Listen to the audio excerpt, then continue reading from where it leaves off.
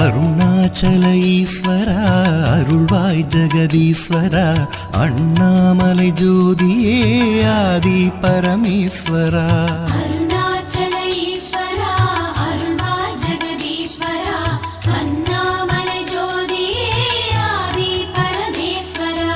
ஆதியின்றி அந்தமின்றி ஜோதி சுடரானவா உனை நினைந்து நலம் வேண்டி வருகின்றோம் கிரிவலம்.